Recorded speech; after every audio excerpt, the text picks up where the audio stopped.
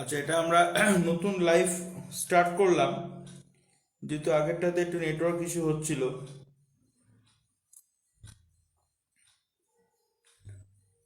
সবাই ঠিকঠাক বোর্ডটা দেখতে পাচ্ছ কিনা আর সাউন্ডটা শুনতে পাচ্ছ কিনা কাইন্ডলি আমাকে একটু জানাবে।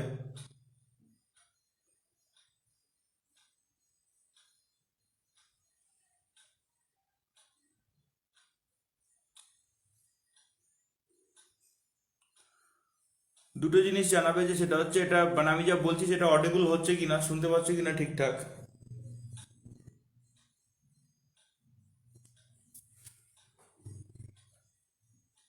আর বোর্ডটা দেখতে পাচ্ছ কিনা।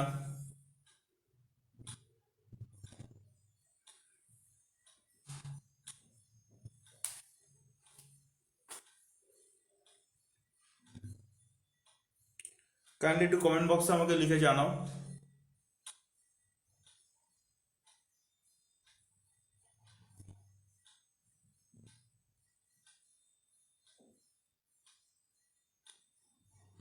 আচ্ছা, ঠিক আছে, ওকে। তাহলে অডিও ক্লিয়ার আছে আর দেখতে পাচ্ছিস তো? ভালো কথা। আর যদি কোনো সময় ভিডিও দেখিস অফ হয়ে যাচ্ছে বা কিছু, তাহলে পরে আমাকে এই ভোডাফোনের আমার যে নাম্বারটা আছে 9836, ওটাতে ফোন করবি। আচ্ছা, এবার যেটা বলছিলাম, যে সেটা হচ্ছে, তাহলে আমি আরেকবার রিপিট করছি। সেটা হচ্ছে আজকে আমরা রিফ্র্যাকশন থ্রু কার্ভ সারফেস এই পার্টটাকে নিয়ে আমরা আজকে ডিসকাস করব। তো আমি এখানে একটা কনকেভ সারফেস আমি নিয়েছি, যে কনকেভ সারফেসের দুটো সাইডে দুটো ডিফারেন্ট মিডিয়াম আছে, having refractive indices of μ1 and μ2।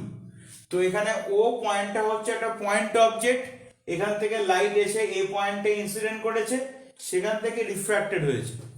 তাহলে যদি কেউ এখানে যদি কেউ চোখ রাখে, তাহলে তার মনে হবে যে লাইটটা আই পয়েন্টের থেকে আসছে, ওই জন্য আইটা হচ্ছে ইমেজ পয়েন্ট, প্রিন্সিপাল অ্যাক্সিসের উপরে এটা আছে।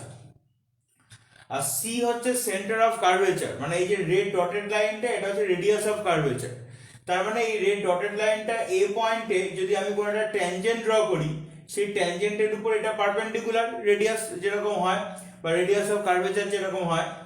তো সেই জন্য এখানে এই ইনসিডেন্ট রে এই রেডিয়াস অফ কার্ভেচারের সঙ্গে যে অ্যাঙ্গেলটা ফর্ম করেছে সেটা অ্যাঙ্গেল অফ ইনসিডেন্স, আর রিফ্র্যাক্টেড রে রেডিয়াস অফ কার্ভেচারের সঙ্গে যে অ্যাঙ্গেলটা ফর্ম করেছে সেটা হচ্ছে অ্যাঙ্গেল অফ রিফ্র্যাকশন। আর এখানে থিটা একটা অ্যাঙ্গেল নেওয়া হয়েছে, কেন নেওয়া হয়েছে সেটা আমি পরে বোঝাচ্ছি, বোঝালে বুঝতে পারবে। তাহলে আপাতত যেটা আমি বলছি সেটাকে আগে খাতাতে নোট কর, লেখ এবার। আচ্ছা, এখানে তাহলে ডিফ্রাকশন থ্রু কার্ভ সারফেস লিখে কনকেভ, ঠিক আছে, এখানে কনকেভ সারফেস, এই জন্য কনকেভ বলে একটা সাব হেডিং দিবি, ঠিক আছে। লেখ এবার, ইন দিস রে diagram, in this ray diagram, point O, comma I and C, point O, comma I তারপর C are the object point, image point and center of curvature respectively, and center of curvature respectively, full stop, ঠিক আছে, full stop। এবার using Snell's law at the point of incidence, using Snell's law at the point of incidence, এই point of incidence আছে এ point, এখানে যদি আমরা snails লটাকে apply করি তাহলে কি হবে, তাহলে স্নেলস লকে অ্যাপ্লাই করলে পারে, তাহলে কি দাঁড়াচ্ছে, আমি এটা বলে দিয়েছিলাম এইভাবে অ্যাপ্লাই করতে হবে, μ1 sin i, সেটা এই সাইডটার জন্য ইজ ইকুয়াল টু, এবার যদি সেকেন্ড মিডিয়ামটাতে যাই সেটা রিফ্র্যাক্টিভ ইন্ডেক্স আমার μ2, তাহলে μ2 sin r। এবার এইখানে এই যে অ্যাঙ্গেলটা, এখানে আমরা একটা অ্যাঙ্গেল নিয়েছি, আমি তোদেরকে এই ফিগারটা পাঠিয়ে দিয়েছিলাম হোয়াটসঅ্যাপ গ্রুপে, নিশ্চয়ই দেখেও নিয়েছিস। এখানে একটা ছোট্ট অ্যাঙ্গেল আছে থিটা, ঠিক আছে, এখানে এই একটা অ্যাঙ্গেল আছে, এই অ্যাঙ্গেলটা হচ্ছে থিটা, মানে অ্যাঙ্গেল ACI, এই অ্যাঙ্গেলটা হচ্ছে থিটা। এবার আমরা কি করছি, dividing both sides by sine theta. এবার বোথ সাইডকে সাইন থিটা দিয়ে ডিভাইড করব, তাহলে কি দাঁড়াচ্ছে, μ1 sin I divided by sin theta is equal to μ2 sin R divided by sin theta। কি করলাম, বোথ সাইডকে sin থিটা দিয়ে আমরা ডিভাইড করলাম। এতে কি হবে, আমরা ল্যামিস থিওরেম জানি, তো ল্যামিস থিওরেম অনুযায়ী দুটো ডিফারেন্ট অ্যাঙ্গেলের সাইনের রেশিও ওদের অপোজিট সাইডের রেশিওর সঙ্গে সেম হয়। এটা আমরা ল্যামিস থিওরেমে দেখেছি, প্রপার্টিজ অফ ট্রায়াঙ্গেল, যেটাকে সাইন ল বলছে। তো তাহলে এবার খেয়াল কর, তাহলে μ1, দেখ আইও আছে থিটাও আছে, এরকম অ্যাঙ্গেল কোনটা, এরকম অ্যাঙ্গেল, এরকম ট্রায়াঙ্গেল কোনটা, মানে আই অ্যাঙ্গেলও আছে থিটা অ্যাঙ্গেলও আছে, এরকম ট্রায়াঙ্গেল কোনটা, ও এ সি। এই ট্রায়াঙ্গেলটাতে আই এর অপোজিট সাইড কোনটা না ওসি, আর থিটার অপোজিট সাইড কোনটা না ওএ। হয়ে গেল, ল্যামিস থিওরেম অ্যাপ্লাই করলাম। এবার μ2, এবার একটা জিনিস ওদেরকে ধরিয়ে দিই, এই যে অ্যাঙ্গেলটা আছে অ্যাঙ্গেল অফ রিফ্র্যাকশন স্মল আর, এই অ্যাঙ্গেলটাও কিন্তু স্মল আর। কেন না, তার কারণ যেটা সেটা হচ্ছে এই রেড ডটেড লাইন আর এই যে ব্লু যে লাইনটা, যেটাকে ডট করে আমরা পেছনের দিকে এটাকে প্রডিউস করেছি, বাড়িয়ে দিয়েছি। তো তাহলে পরে হচ্ছে এই এই অ্যাঙ্গেলটা আর এই অ্যাঙ্গেলটা হচ্ছে ভার্টিক্যালি অপোজিট অ্যাঙ্গেল। এই অ্যাঙ্গেলটা আর এই অ্যাঙ্গেলটা হচ্ছে ভার্টিক্যালি অপোজিট অ্যাঙ্গেল, যার জন্য এটা যদি স্মলার হয় তাহলে এই অ্যাঙ্গেলটাও স্মলার হবে। এবার আমাকে বল sine R by sine theta, এই রেশিওটা এখানে আগে দেখ যে থিটা এবং স্মলার এই দুটো অ্যাঙ্গেল কোন ট্রায়াঙ্গেলের মধ্যে আছে, কোন ট্রায়াঙ্গেলের পার্ট, আগে সেটাকে দেখ।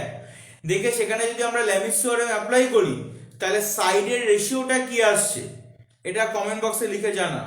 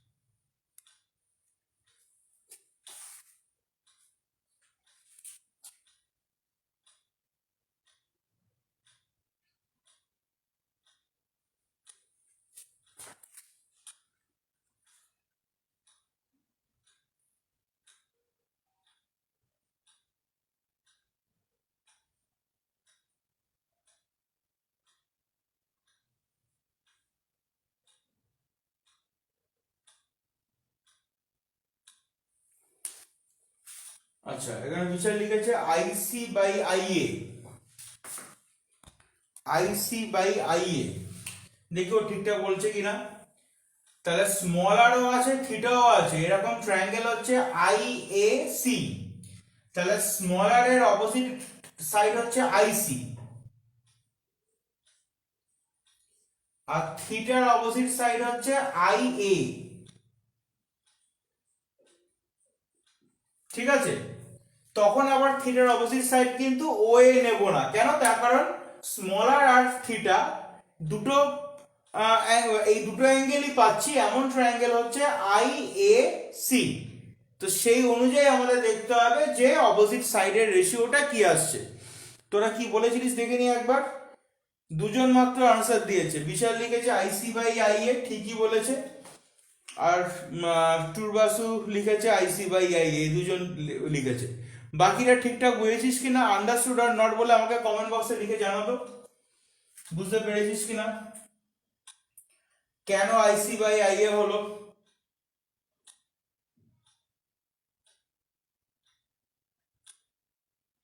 কেন আইসি বাই আই এ হলো ঠিকঠাক বুঝেছিস কিনা এটা আমাকে কমেন্ট বক্সে লিখে জানা।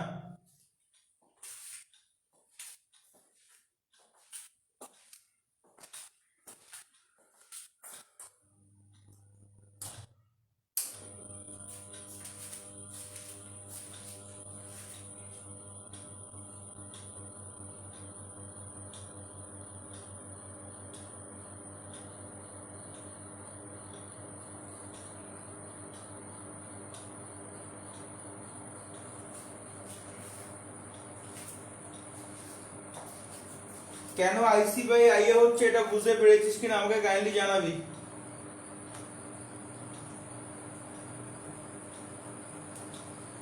ঠিক আছে,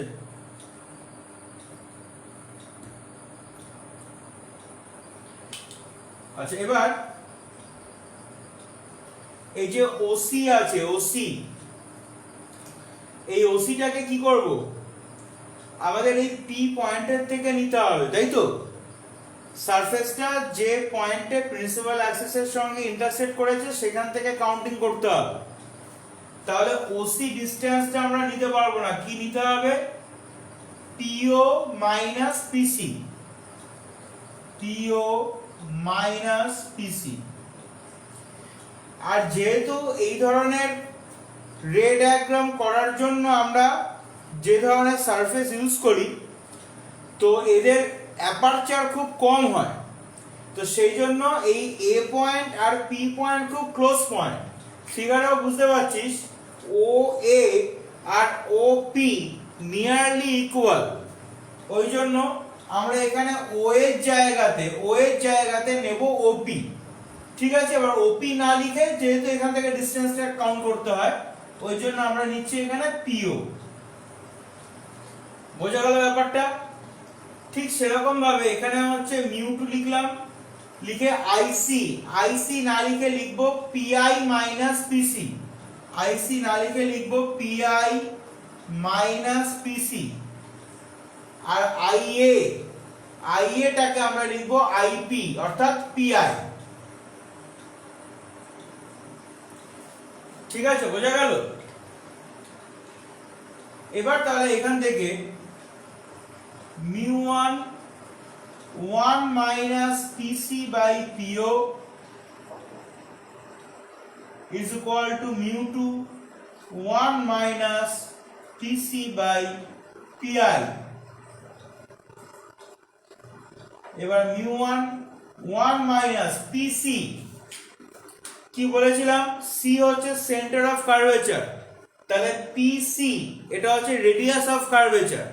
এবার লাইট যেদিকে যাচ্ছে তার অপোজিট দিকে আমরা কাউন্ট করছি, ওই জন্য পিসিটা রেডিয়াস অফ কার্ভেচার স্মলার হবে কিন্তু মাইনাস স্মলার হবে, পিসিটা মাইনাস স্মলার হবে।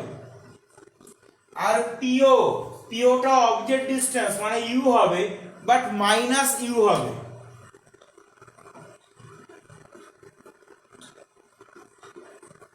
আবার এখানে পিসি আছে মাইনাস আর। এবার পিআইটা কি হবে, আই ছিল হচ্ছে ইমেজ পয়েন্ট, তাহলে পিআই হচ্ছে ইমেজ ডিসটেন্স, কিন্তু যখন আমরা লাইটের অপোজিটে আসছি তাহলে হবে মাইনাস ভি।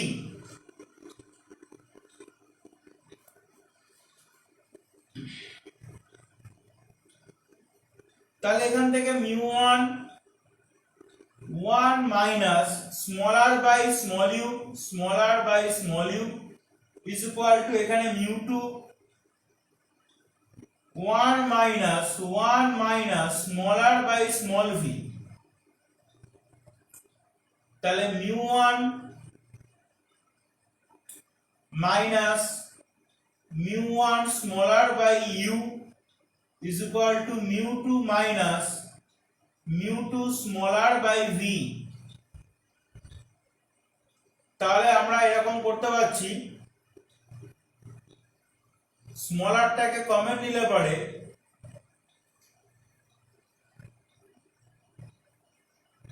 আচ্ছা একটা কাজ করি, সেটা হচ্ছে অলরেডি এখানে এই স্মল আরটা তো আমরা অ্যাঙ্গেল অফ রিফ্র্যাকশন নিয়েছিলাম, তো এই পিসি রেডিয়াস অফ কার্ভেচারকে স্মলার না লিখে এটাকে আমরা ক্যাপিটাল আর লিখছি, স্মলার না লিখে এটাকে আমরা ক্যাপিটাল আর লিখছি।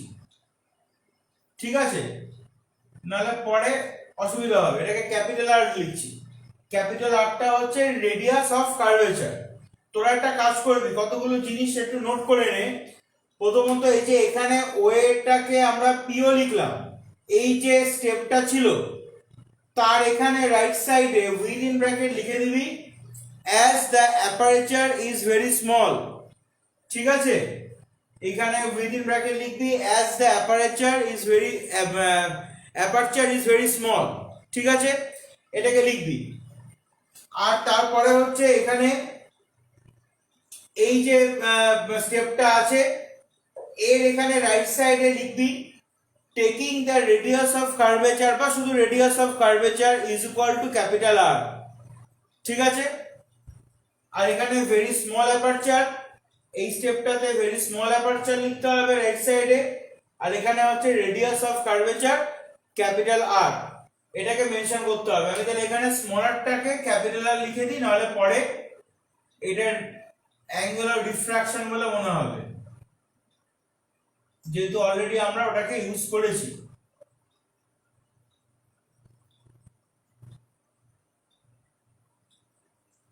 তাহলে এখানে যদি আমরা ক্যাপিটাল আর রেডিয়াস অফ কার্ভেচারকে যদি আমরা কমন নিই, তাহলে পরে কি দাঁড়াচ্ছে, এটাকে সাইড চেঞ্জ করেছি, তাহলে mu two by V minus mu one by you is equal to mu two minus mu one, এরকম আসছে।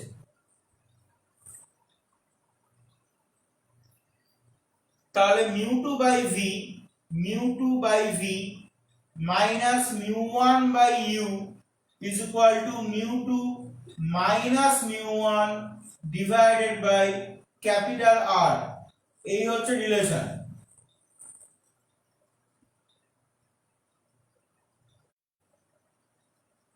এটা একটা খুব ইম্পর্ট্যান্ট ইকুয়েশন।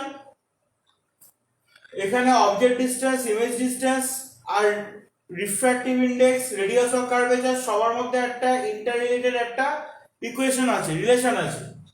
তো এটা কিন্তু এক্সামে মাঝে মাঝেই দেয়, খুব ভালো করে এটাকে প্র্যাকটিসের মধ্যে রাখতে হবে। ঠিক আছে, বোঝা গেল ব্যাপারটা?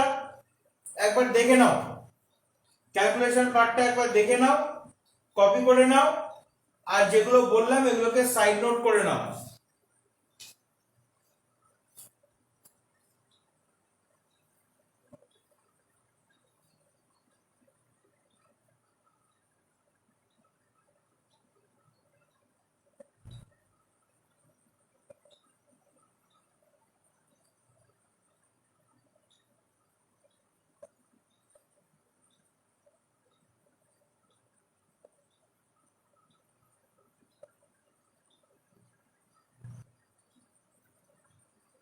আর এই পার্টটা পুরোপুরি বুঝেছো কিনা আমাকে একটু কমেন্ট বক্সে লিখে জানাও। ঠিক আছে, পার্টটা পুরোপুরি বুঝেছো কিনা আমাকে একটু কমেন্ট বক্সে লিখে জানাও। লাস্টের যে ইকুয়েশনটা আমরা যেটা রেডি করলাম এই অবধি টোটালটা বুঝতে পেরেছো কিনা আমাকে কমেন্ট বক্সে লিখে জানাও।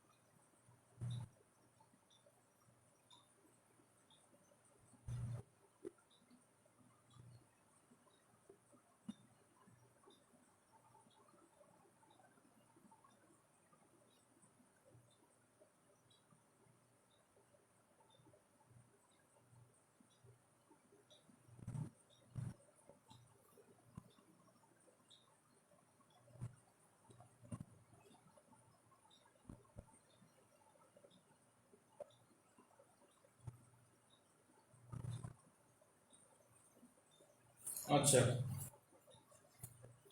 এই কিছু একটা নেটওয়ার্কের সমস্যা হচ্ছে, মানে তোরা কমেন্ট করার অনেকক্ষণ পরে আসছে, আমি যার জন্য বুঝতে পারছি না ঠিকঠাক। অনেকক্ষণ পরে আমার কাছে ফিডব্যাক আসছে।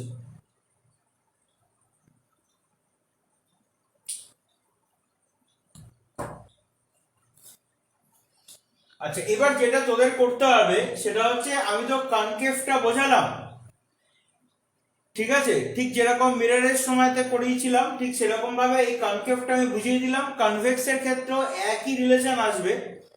কনভেক্সটা তোরা নিজেরা বাড়িতে করবি, মানে এই যে সারফেসটা আমি এখানে কনকেভ নিয়েছি, ওই সারফেসটা এখানে কনভেক্স হবে।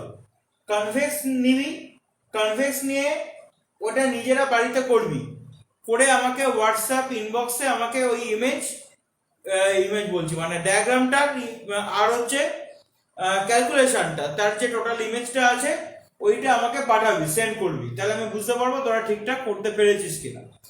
বোঝা গেল? খুব ইম্পর্টেন্ট কিন্তু এইটা, mu2 by V minus mu1 by you is equal to mu2 minus mu1 by capital R, খুব একটা ইম্পর্টেন্ট কিন্তু এই রিলেশনটা। আচ্ছা, এবার আমরা এখানে একটা নেক্সট যে পার্টটায় যাচ্ছি,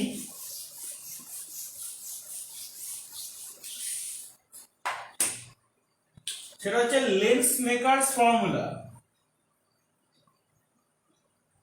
লেন্স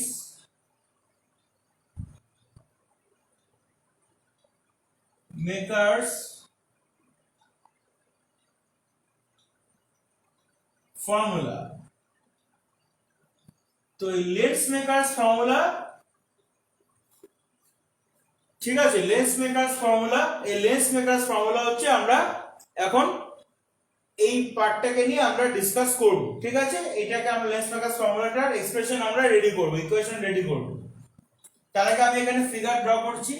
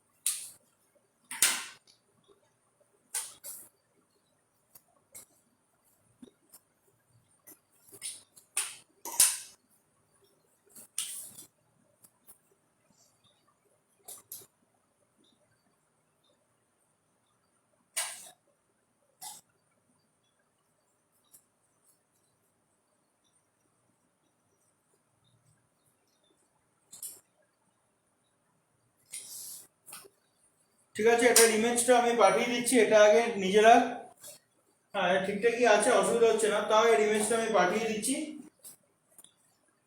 ফিগারটাকে আগে ড্র করে নে।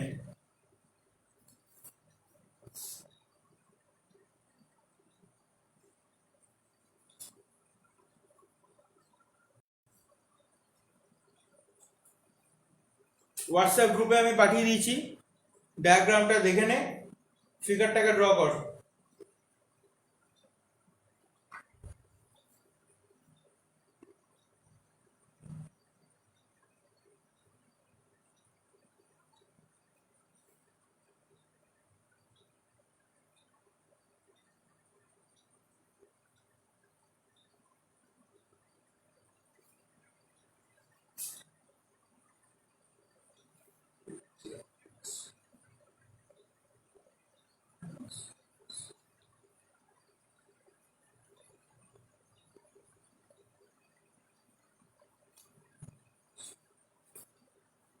ঠিক আছে,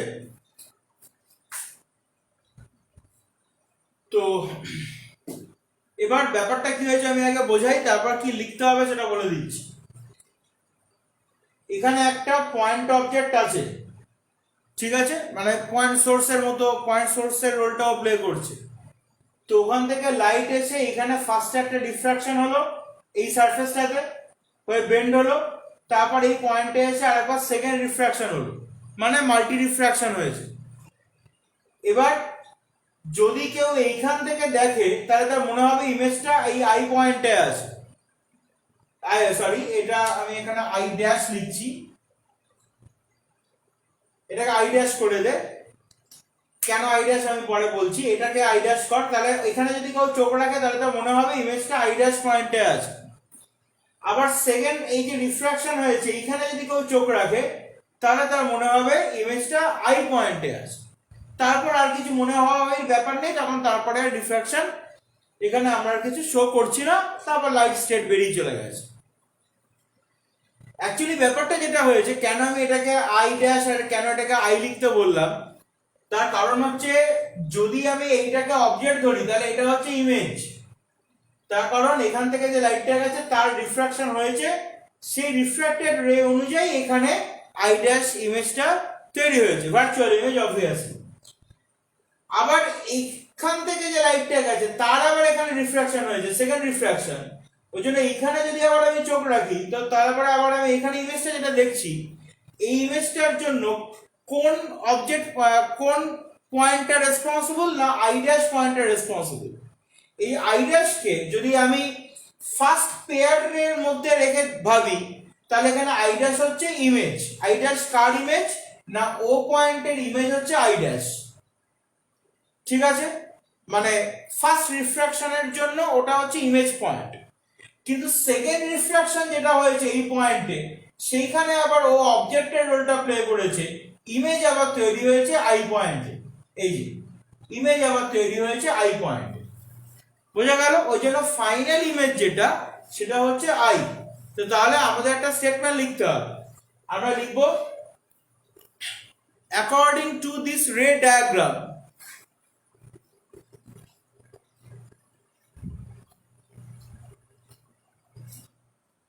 according to this ray diagram, according to this ray diagram,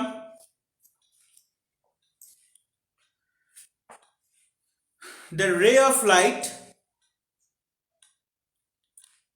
suffers, the ray of light suffers refraction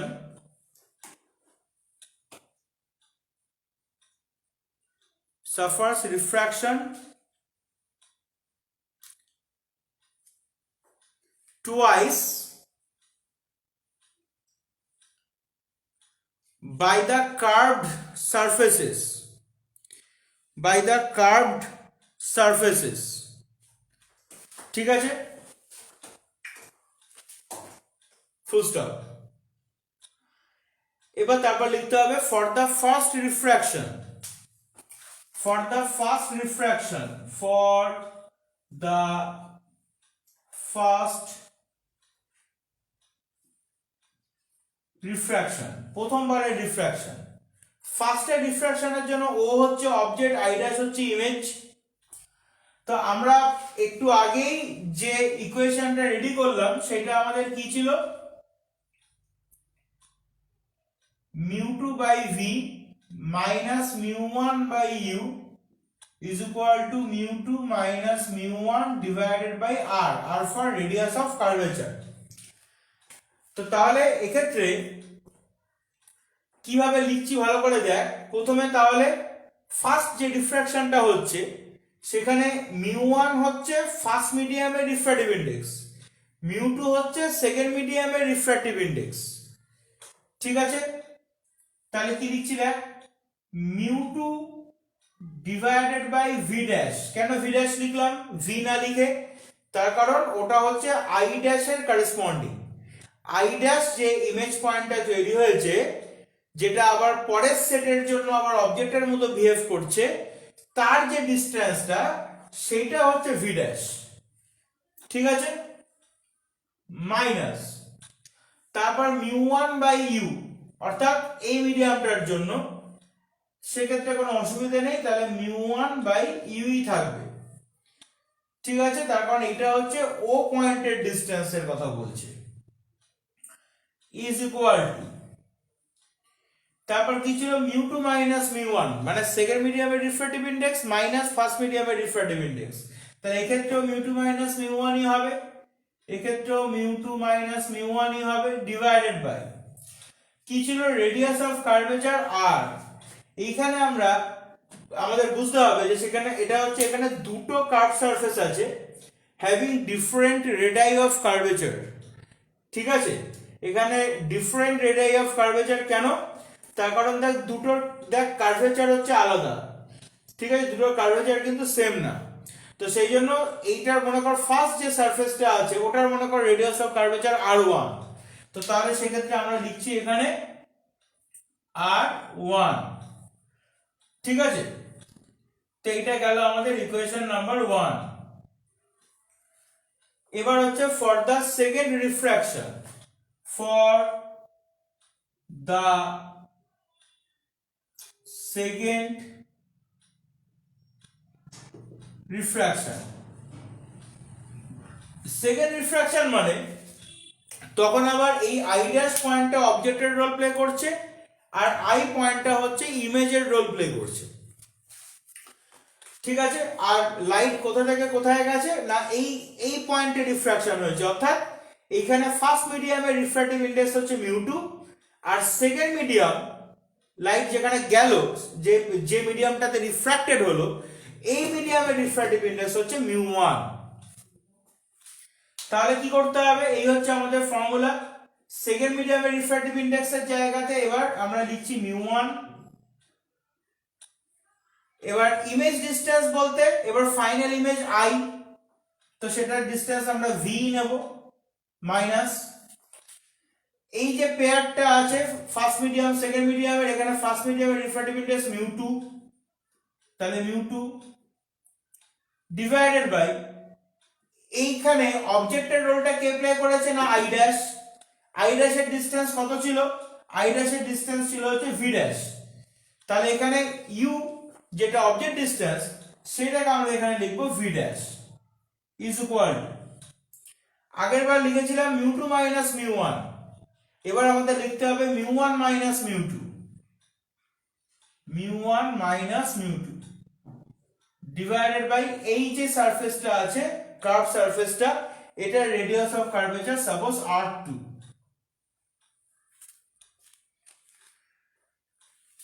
ঠিক আছে, বোঝা গেল। তো এটাকে আমরা এরকম ভাবে লিখতে পারি minus μ2 minus μ1 divided by r2।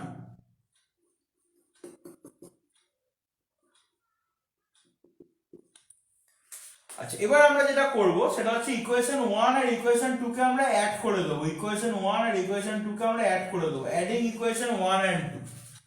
ঠিক আছে, লিখতে হবে অ্যাডিং ইকুয়েশনস 1 এন্ড 2। তাই এগুলোকে অ্যাড করে দিলে পরে μ2 by v dash μ2 by v dash cancel out হয়ে যাচ্ছে, থাকছে পরে শুধুমাত্র μ1 by v minus μ1 by u is equal to, এই দুটো সাম হয়ে যাচ্ছে, μ2 মাইনাস μ1 কমন চলে যাচ্ছে, μ2 মাইনাস μ1 কমন চলে যাচ্ছে, থাকছে পরে 1 by r1 minus 1 by r2, তাহলে 1 by v minus 1 by u is equal to μ2 minus μ1 divided by, এখান থেকে μ1 কমন যাচ্ছে নিউমারেটর থেকে, সেটা ডিনোমিনেটরে চলে আসবে, by μ1 1 by r1 minus 1 by r2। This is equation 3। ঠিক আছে, কিছুই না, এখানে বোথ সাইডকে μ1 দিয়ে ডিভাইড করা হয়েছে। তো এবার আমরা এখান থেকে একটা কনসেপ্ট জানি যে সেটা হচ্ছে যদি অবজেক্ট ইনফিনিটিতে থাকে তাহলে ইমেজ কোথায় ফর্ম করবে, if the object is situated at infinity then where should the image be formed, image কোথায় ফর্ম করার কথা, কমেন্ট বক্সে লিখতে এখানে, তাহলে আমি এটাও বুঝতে পারবো যে তোরা ঠিকঠাক শুনছিস কিনা, মানে ভয়েস ঠিকঠাক যাচ্ছে কিনা। অবজেক্ট যদি ইনফিনিটিতে থাকে তাহলে ইমেজ কোথায় ফর্ম করবে, মানে যদি ইউ টেন্ডস টু ইনফিনিটি হয় তাহলে ভি টেন্ডস টু কি হবে, কমেন্ট বক্সে লেখ।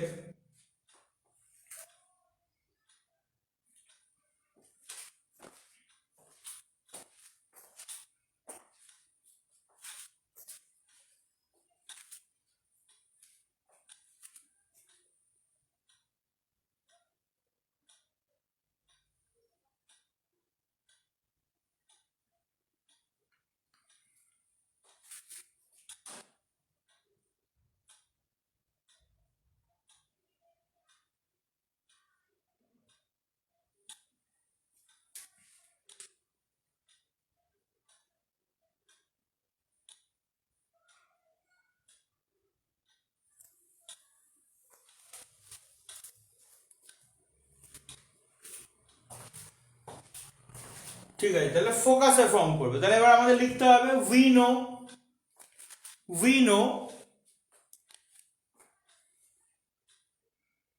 that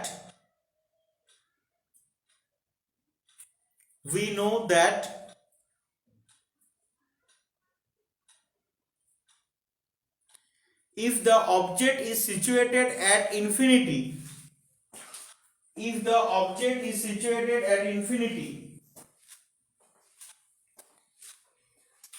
the image is formed at the focus.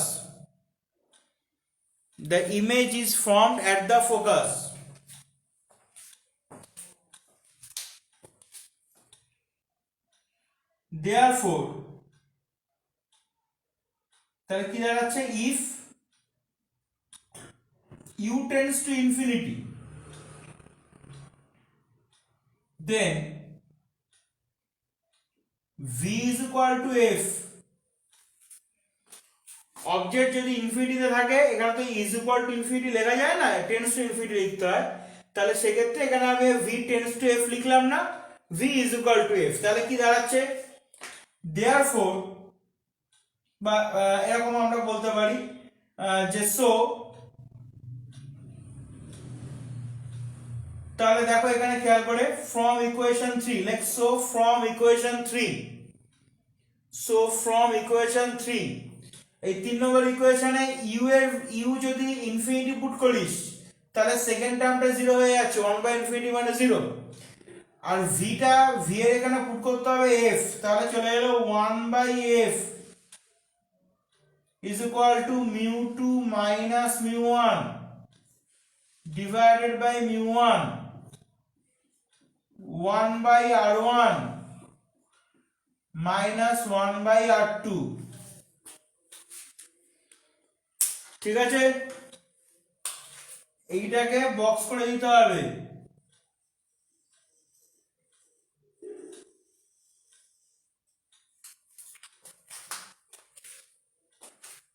বোঝা গেল? তার কারণ এটাই হচ্ছে লেন্স মেকারস ফর্মুলা। ঠিক আছে, লেখ, it is the lens maker's formula, খুব ইম্পর্টেন্ট কিন্তু এটা, লেন্স মেকারস ফর্মুলা হয়ে গেল, ফুল স্টপ। তার নিচে from the last two equations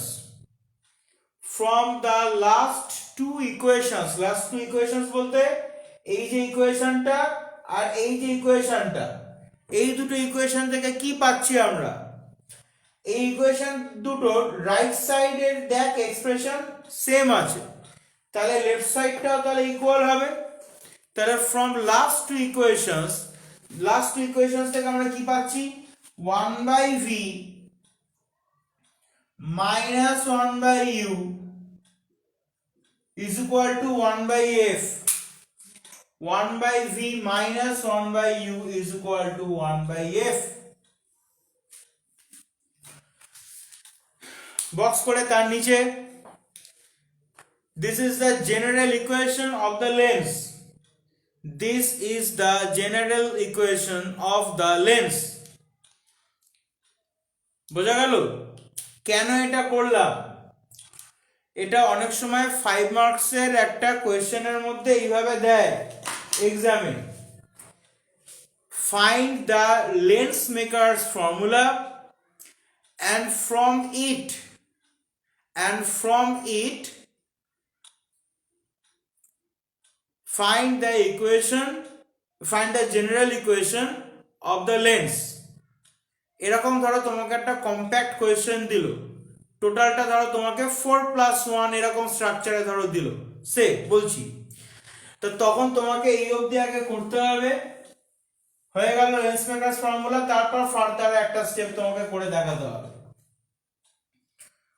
তো এই হচ্ছে ঘটনা। তো তাহলে এবার এই পার্টটা ঠিকঠাক বুঝতে পেরেছো কিনা, আন্ডারস্টুড আর নট আমাকে কমেন্ট বক্সে লিখে জানাও। লাস্ট অবধি যেটা আমরা করলাম এটা বুঝতে পেরেছো কিনা, তার কারণ বইতে খুব বিচ্ছিরি ভাবে এই প্রুফগুলো করা থাকে, সেটা দেখে কিছুই বুঝতে পারবে না, পরীক্ষার সময়তে গিয়েও ঠিকঠাক করে লিখে আসতে পারবে না। তো সেই জন্য আমি যেভাবে করালাম এইভাবেই তোমাকে এক্সামে করতে হবে, এবং সেটা তুমি যদি এখন না বোঝো তাহলে তো পারবে না করতে।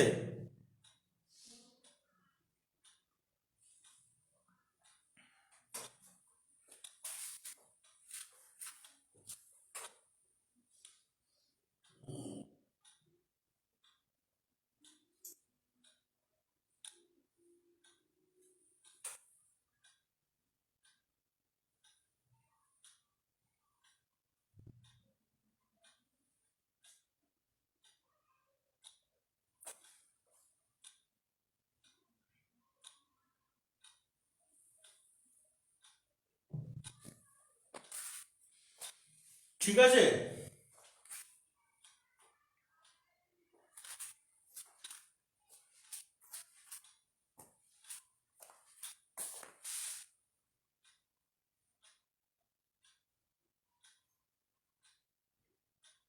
ঠিক আছে।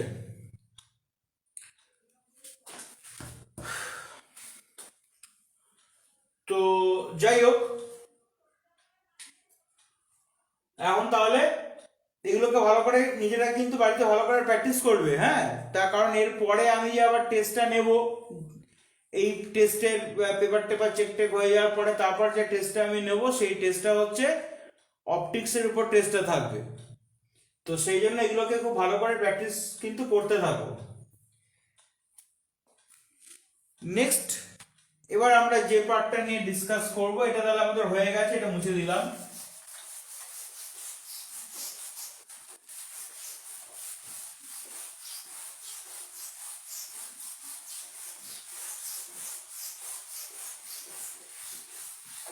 ও আর একটা কথা একটু বলে রাখি, যে সেটা হচ্ছে এই যে আমরা ইকুয়েশনটা যেটা পেলাম,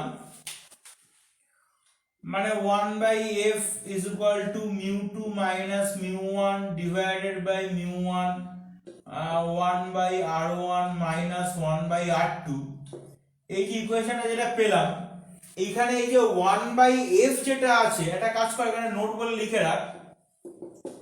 এই 1/f মানে কি? 1 ফোকাল লেন্থ মানে হচ্ছে পাওয়ার অফ দ্য লেন্স, ঠিক আছে। তো তাহলে এই যে জিনিসটা এটা অ্যাকচুয়ালি পাওয়ার।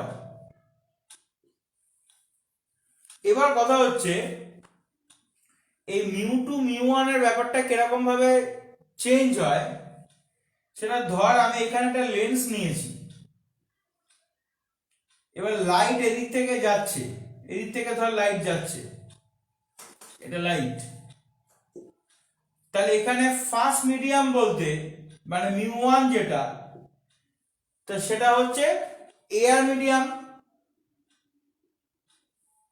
আর সেকেন্ড মিডিয়াম বলতে যেটা বোঝাচ্ছে সেটা হচ্ছে গ্লাস মিডিয়াম, মানে যার রিফ্র্যাক্টিভ ইন্ডেক্সকে আমরা ধরছি μg।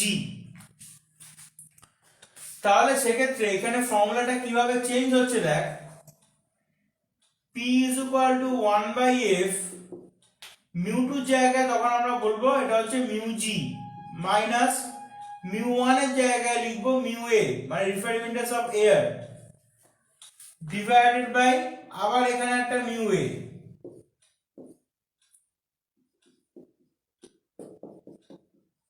এরকম ভাবে চেঞ্জ হয়ে যাচ্ছে।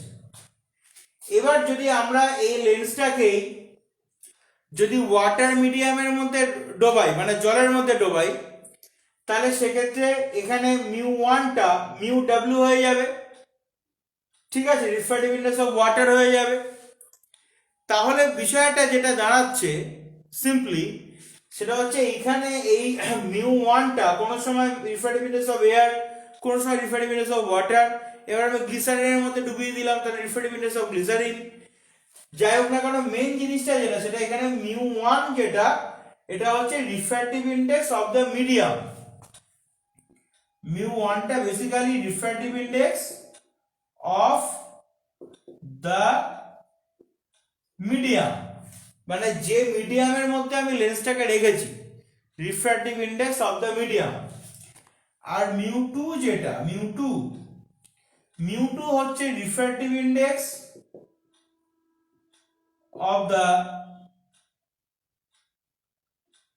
of the lens লিখে দিলাম, refractive index of the lens, ঠিক আছে। Refractive index of the material of the lens লিখলে ভালো হতো, আমি এখানে শর্টে refractive index of the lens লিখে দিলাম। তো এইটাকে একটুখানি মনে রাখতে হবে। তো যার জন্য এটাকে আমরা এরকম ভাবেও বলতে পারি যে P is equal to 1/f is equal to এখানে μ2 জায়গাতে আমরা বললাম refractive index of the lens, সাধারণত লেন্স গ্লাসেরই তৈরি হবে, তাহলে μg মাইনাস μ1টাকে আমরা বলছি refractive index of the medium, কি লিখছি μm। সেটা নিজেদের ইচ্ছা মতো, এয়ার যদি হয় একরকম হবে, যদি ওয়াটার হয় তাহলে একরকম হবে, তাহলে μg minus μm refractive index of the medium divided by আবার μm, তারপর 1/r1 মাইনাস 1/r2। এবার এয়ারের ক্ষেত্রে যেটা হয় যে সেটা হচ্ছে অ্যাবসলিউট রিফ্র্যাক্টিভ ইনডেক্স হচ্ছে 1, তাই তো। তো সেই জন্য যদি এয়ার থাকে তাহলে ফর এয়ার মিডিয়ামের জন্য, তাহলে ফর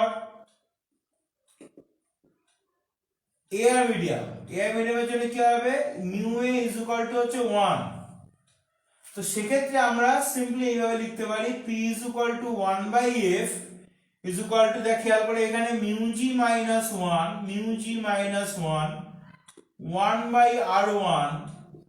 minus 1/r2, এইভাবেও আমরা লিখতে পারি, ঠিক আছে।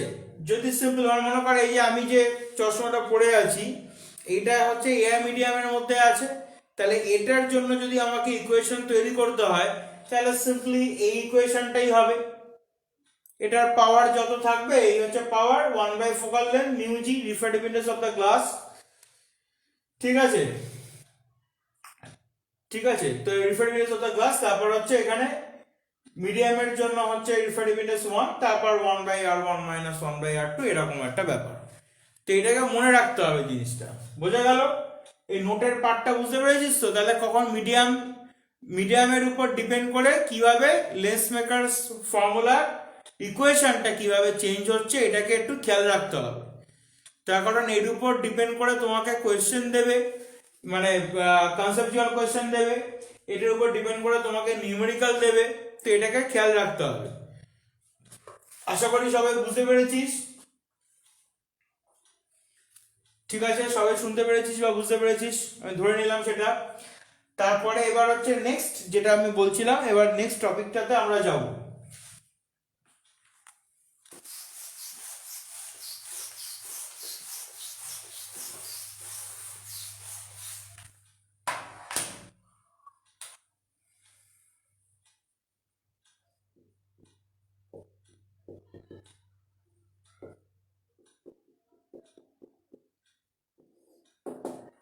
আমরা এখন যে টপিকটা করব সেটা হচ্ছে কম্বাইন্ড লেন্স, ঠিক আছে।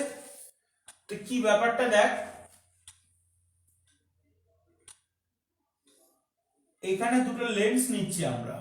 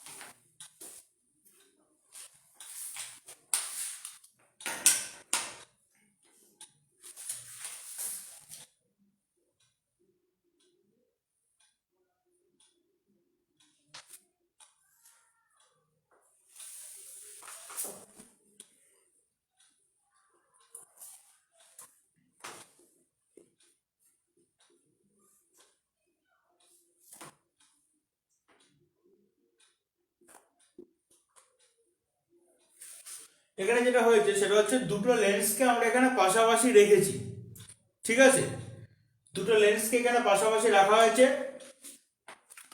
এখানে একটা পয়েন্ট অবজেক্ট আছে, সেখান থেকে লাইট গিয়ে এখানে প্রথমবার রিফ্র্যাক্টেড হয়ে দেখ এখানে স্লাইটলি রাইট সাইডে বেন্ড করে গেছে এই দিকটাতে। তাহলে যদি আমি এখানে চোখ রাখি, বা যদি চোখ রাখারাখি দরকার নেই, যদি আমি এখানে এই লেন্সটাকে লেন্স L2 যদি না থাকতো তাহলে লাইটটা গিয়ে এই পয়েন্টে মিট করতো, এখানে ইমেজটা ফর্ম করতো। কিন্তু যেহেতু এখানে সেকেন্ড আরেকটা লেন্স আছে, তোর এখানে ওর আবার দ্বিতীয়বার আরেকটা রিফ্র্যাকশন হয়েছে, ঠিক আছে, সেকেন্ড টাইম ওর আরেকটা রিফ্র্যাকশন হয়েছে। এই যে রিফ্র্যাকশনটা হয়েছে তার জন্য ও আরো বেন্ড করে গিয়ে এখানে গিয়ে মিট করেছে। তো তাহলে বিষয়টা যেটা, যে সেটা হচ্ছে এইখানে এটা হচ্ছে অবজেক্ট, যদি এই L2 লেন্স যদি না থাকতো, শুধু যদি L1 নিয়ে আমরা অপারেট করতাম, তাহলে আমরা এই পয়েন্টটাতে ইমেজ পেতাম আই ড্যাশ। কিন্তু আমরা যেহেতু L2 কেও নিয়েছি সঙ্গে, তো যার জন্য ফাইনালি আমরা আই পয়েন্টে ইমেজটাকে পেয়েছি। এখানে আমরা ফাইনাল ইমেজ আই পয়েন্টে আমরা পেয়েছি, ঠিক আছে। আমি এই ইমেজটা আমি পাঠিয়ে দিচ্ছি হোয়াটসঅ্যাপ গ্রুপে।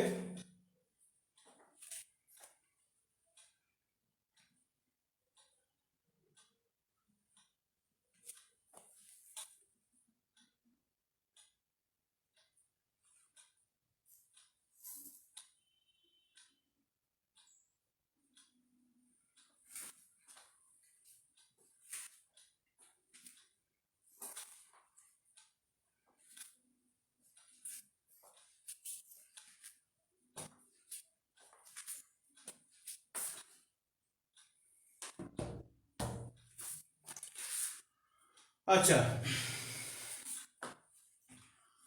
তো তাহলে এবার লিখতে হবে, লেখো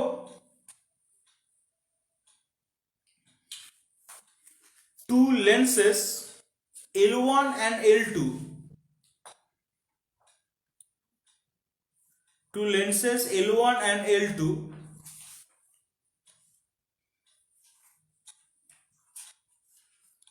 are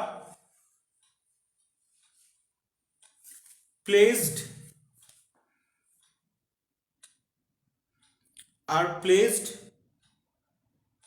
back to back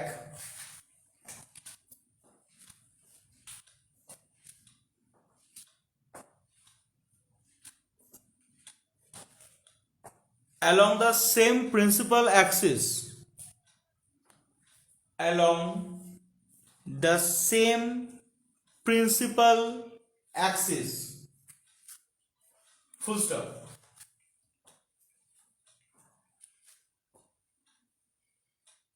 হয়েছে। এবার ফর লেন্স L1, L1 লেন্সের জন্য কি হবে, L1 লেন্স মানে হচ্ছে ফার্স্টে এই যে লেন্সটা আমরা নিয়েছি তার অবজেক্ট তো এখানে ছিল, আর ইমেজ কোথায় গিয়ে ফর্ম করেছে, ইমেজ ফর্ম করেছে এখানে গিয়ে আই ড্যাশ পয়েন্টে গিয়ে ইমেজটা ফর্ম করার কথা ছিল, L2 কে রেখেছি বলে তারপর এখানে ফর্ম করেছে। তাহলে সেটার জন্য ইকুয়েশন কি হবে, 1/v হওয়ার কথা, লিখছি 1/v ড্যাশ, কেন না আই ড্যাশের corresponding, -1/u is equal two 1/f1। f1 টা হচ্ছে প্রথমে যে লেন্সটা আমরা নিয়েছি, L1 লেন্সটা যেটা নিয়েছি তার ফোকাল লেন্থ হচ্ছে f1। মিটে গেল। একে লিখতে পারো যে focal f1 is equal two focal length of the lens L1, লিখতে পারো এখানে উইদিন ব্র্যাকেট। তারপর হচ্ছে ফর লেন্স L2, L2 লেন্সের জন্য কি হবে, L2 আবার কি করেছে, এই যে রেটা আসছিল সেটাকে আবার বেন্ড করিয়ে আই পয়েন্টে গিয়ে মিট করিয়েছে। তো তাহলে L2 এর জন্য অবজেক্ট কিন্তু আবার আই ড্যাশ, তার কারণ ও এই রেটাকে বেন্ড করিয়েছে, L2 এর জন্য অবজেক্ট কিন্তু আবার আই ড্যাশ, ইমেজটা হচ্ছে ফাইনাল ইমেজ মানে আই।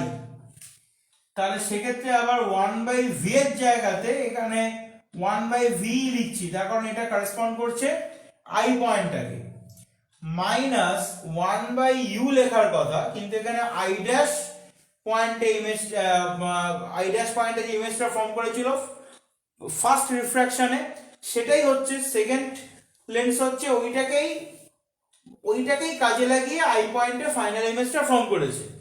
তাহলে সেক্ষেত্রে মানে for the lens L2 I dash is the object and I is the image। তাহলে 1/v minus 1/u, 1/u না লিখে আমরা এখানে লিখলাম 1/v dash is equal to 1/f2। তাহলে এটা ডট ডট ডট ইকুয়েশন 1 আর এটা হচ্ছে ডট ডট ডট ইকুয়েশন 2। তাহলে ইকুয়েশন 1 আর ইকুয়েশন 2 যদি আমরা অ্যাড করি তাহলে লেফট সাইডে 1/v dash ক্যান্সেল আউট হয়ে যাচ্ছে, পড়ে থাকছে শুধুমাত্র 1/v minus 1/u is equal to 1/f1 plus 1/f2।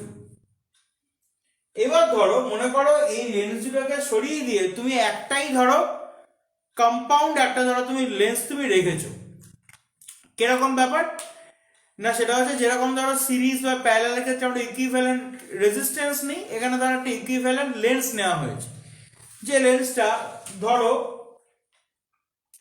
মানে বড় লেন্স আর কি, আমি এখানে ড্র করার মানে এটা তোমাদের ড্র করতে হবে না, তোমাদের বোঝানোর জন্য বলছি, মানে মনে করো লেন্সটা এরকম টাইপের, এতটা বড় ধরো একটা লেন্স নেওয়া হয়েছে।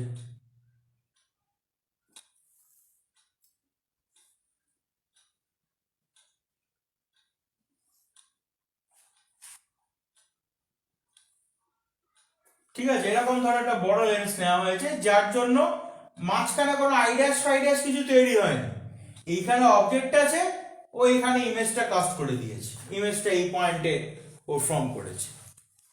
বোঝা গেল ব্যাপারটা? তাহলে এরকম যদি আমরা একটা ইকুইভ্যালেন্ট লেন্স যদি নিই তাহলে এবার আমাদের লিখতে হবে নাও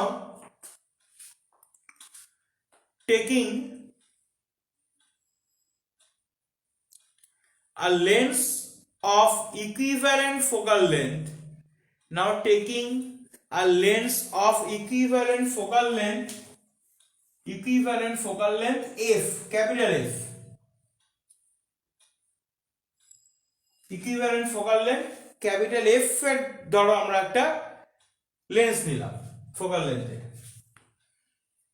দেন তাহলে ওর জন্য কি হবে, ওর জন্য হবে 1/v, তারপর ফাইনালি এখানে ইমেজটা কাস্ট করবে, মাইনাস 1/u, তার অবজেক্ট যেখানে থাকা সেখানেই আছে, is equal two 1/F, 1/v minus 1/u is equal to 1/F। তাহলে পরে কি দাঁড়ালো, এই যে ইকুয়েশনটা আমরা করেছিলাম ইকুয়েশন 1 আর ইকুয়েশন 2 কে নিয়ে, তার লেফট সাইডে যা ছিল এটারও লেফট সাইডে তাই আছে, তার মানে রাইট সাইড দুটো ইকুয়াল হবে, এইটা আর এইটা হচ্ছে ইকুয়াল হবে। তাহলে therefore 1/f is equal to 1/f1 plus 1/f2। তাহলে এখান থেকে f is equal to f1 f2 divided by f1 plus f2, এই হয়ে গেল আমাদের ইকুইভ্যালেন্ট লেন্সের ফোকাল লেন্থ বা ইকুইভ্যালেন্ট ফোকাল লেন্থ। ঠিক আছে, এবার বইতে কায়দা করে ওরা আবার কি করেছে, অনেক বইতে আমি দেখেছি একটাকে কনভেক্স ধরেছে, একটাকে কনকেভ ধরেছে, দুটোকে কনকেভ ধরেছে, ওরকম করে করে কিছু কেস স্টাডি ওরা তৈরি করেছে। তো ওগুলো আমরা করবোই না, কেন করবো না, কারণ ওগুলো মনে রাখা ওইভাবে যায় না।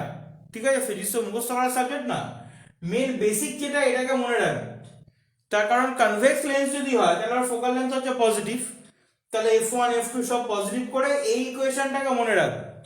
এবার ধরো তোমাকে কোন একটা নিউমেরিক্যাল করার সময় আমরা দেখবে নিউমেরিক্যাল করবো এরকম, কোন একটা লেন্স ধরো তোমাকে বলে দিচ্ছে, ফার্স্ট লেন্সটা ধরো তোমাকে বলে দিল কনভেক্স, সেকেন্ড লেন্সটা ধরো তোমাকে বলে দিল কনকেভ, তো তখন তুমি সেই ফোকাল লেন্থের যে ম্যাগনিটিউড তার সঙ্গে প্রপার সাইন কনভেনশন ধরে নিয়ে কোনটার জন্য পজিটিভ হবে কোনটার জন্য নেগেটিভ হবে সেই অনুযায়ী তুমি এখানে ভ্যালু পুট করবে, সেই অনুযায়ী তুমি ক্যাপিটাল এফ এর ভ্যালু তুমি পাবে ইনক্লুডিং দ্য সাইন। তখন তুমি বুঝে যাবে যে এরা দুজনে মিলে যে এফেক্টটা তৈরি করছে সেই ফাইনাল এফেক্টটা একটা কনভেক্স লেন্সের মতো এফেক্ট তৈরি করছে নাকি কনকেভ লেন্সের মতো এফেক্ট তৈরি করছে, মানে কনভার্জিং এফেক্ট তৈরি করছে নাকি ডাইভার্জিং এফেক্ট তৈরি করছে, সেটা তুমি বুঝতে পারবে। কিন্তু আগে থেকে ওরকম ভাবে একবার F1 পজিটিভ, একবার F2 পজিটিভ, একটা পজিটিভ একটা নেগেটিভ, এই সমস্ত করে করে ইকুয়েশন তৈরি করে ওটা তুমি মনে রাখতে পারবে না।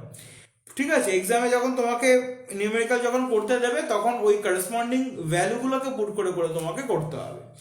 এই হচ্ছে ঘটনা। তাহলে কম্বাইন্ড লেন্সের ব্যাপারটা যেটা বোঝালাম, এটা ঠিকঠাক বুঝতে পেরেছো কিনা, তাতে আমি বুঝতে পারবো যে শুনছো কিনা মন দিয়ে আমাকে এখানে কমেন্ট বক্সে লিখে জানাও যে আন্ডারস্টুড আর নট। ঠিক আছে, তারপর নেক্সট টপিকে মুভ করছি।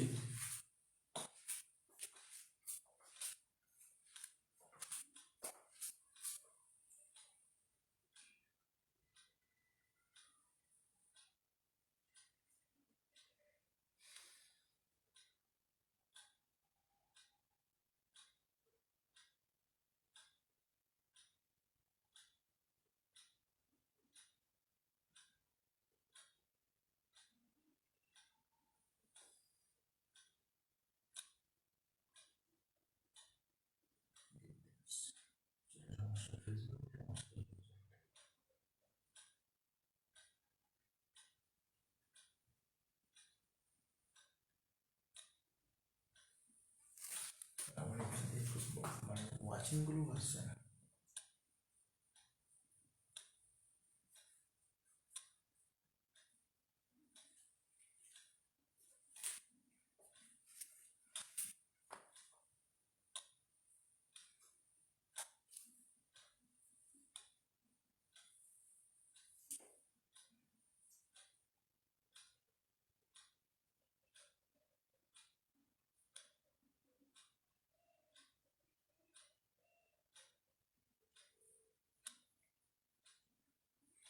ঠিক আছে,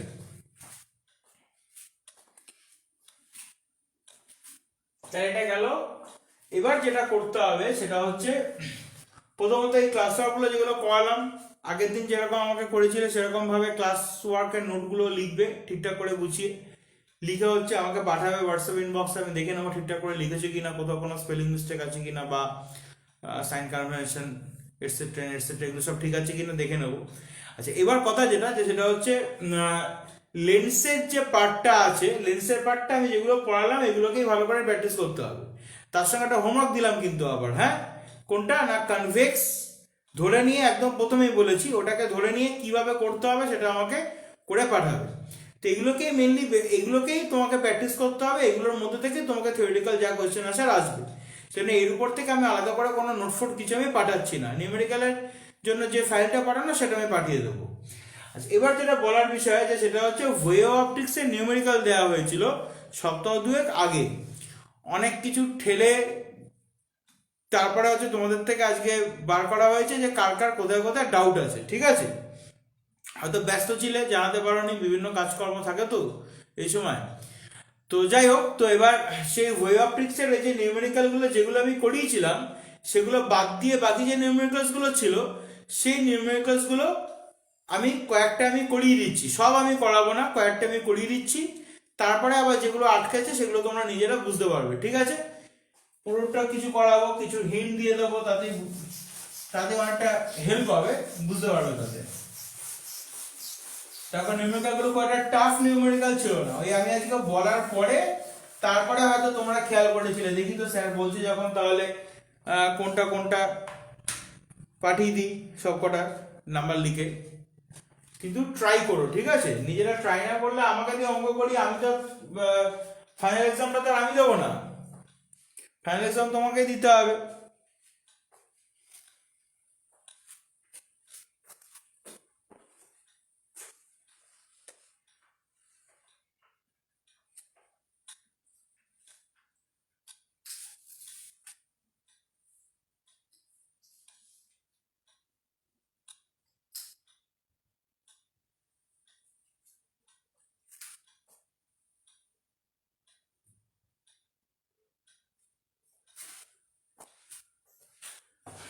আচ্ছা,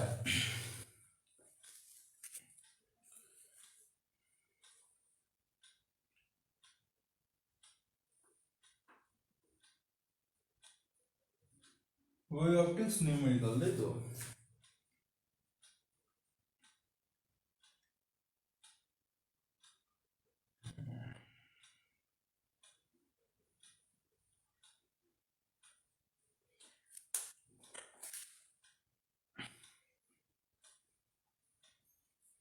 আমি কয়েকটা সিলেক্টেড নিউমেরিক্যাল আমি এখান থেকে করিয়ে দিচ্ছি। ওয়েভ অপটিক্স এর যে নিউমেরিক্যাল শীট দিয়েছিলাম,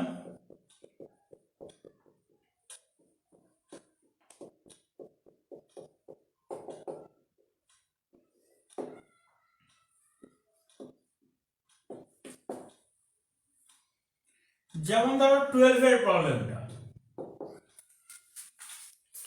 what is the angular resolution of a 10 centimeter diameter telescope at a wavelength of 0.5 millimeter? ঠিক আছে, তো এইটার ডেরিভেশন তোমাদের সিলেবাসে নেই, কিন্তু এর এক্সপ্রেশনটা তোমাদেরকে মনে রাখতে হবে। অ্যাঙ্গুলার রেজলিউশন বলেছে, দুটো জিনিস মনে রাখতে হবে, একটা হচ্ছে অ্যাঙ্গুলার রেজলিউশন আর একটা হচ্ছে রিজলভিং পাওয়ার। অ্যাঙ্গুলার রেজলিউশন আর একটা হচ্ছে রিজলভিং পাওয়ার।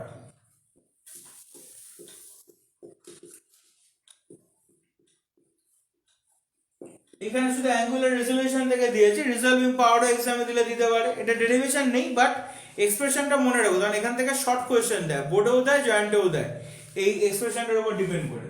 অ্যাঙ্গুলার রেজলিউশনের হচ্ছে 1.22 lambda by D, lambda for wavelength আর হচ্ছে ডি হচ্ছে ডায়ামিটার, যেটার কথা বলেছে ওরা। আর রিজলভিং পাওয়ার হচ্ছে এইটার ইনভার্স, মানে ডি ডিভাইডেড বাই 1.22 ল্যামডা। তো এখানে ভ্যালুগুলো এবার আমরা পুট করি। অ্যাঙ্গুলার রেজলিউশন 10 সেন্টিমিটার ডায়ামিটার বলেছে। আচ্ছা, তো তাহলে 10 সেন্টিমিটার ডায়ামিটার, তো আমরা একটা কাজ করি, মিলিমিটারে কনভার্ট করি, রেশিও এমনিতে ক্যান্সেল আউট হয়ে যাবে। 1.22 ল্যামডা মানে ওয়েভলেন্থ বলেছে কত, 0.5 মিলিমিটার, তাহলে 0.5 মিলিমিটার, ঠিক আছে। ডায়ামিটার বলেছে 10 সেন্টিমিটার, তাহলে 100 মিলিমিটার, ঠিক আছে। আর এখানে উল্টোটা হবে, উপরে হবে 100, নিচে হবে 1.22 ইন্টু 0.5। এটা ক্যালকুলেট করে দাও কত আসছে, এটাও ক্যালকুলেট করে দাও কত আসছে।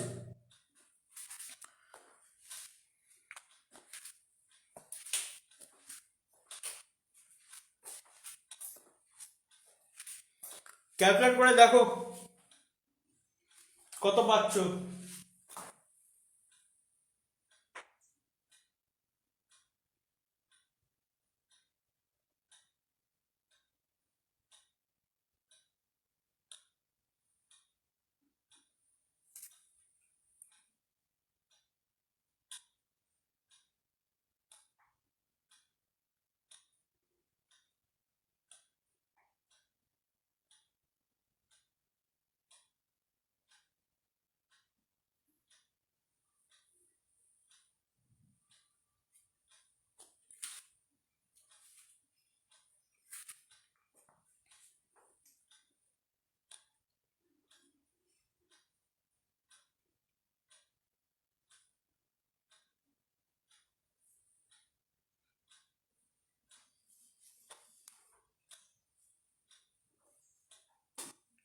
কমেন্ট বক্সে জানাও কত পাচ্ছ।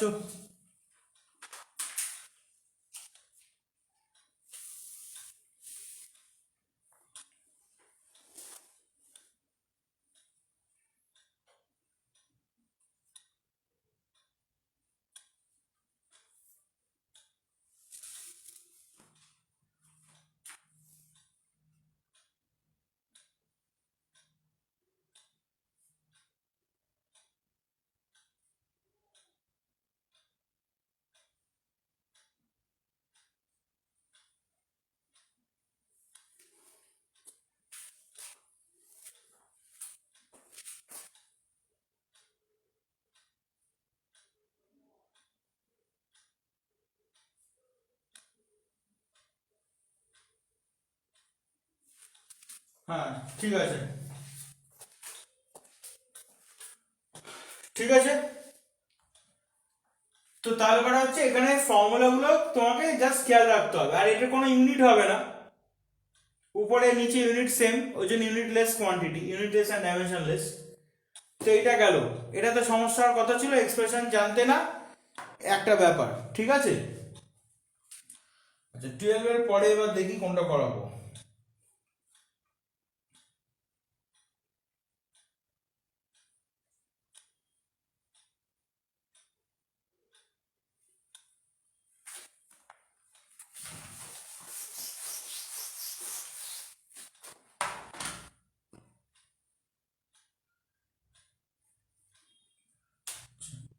ফোরটিনেরটা,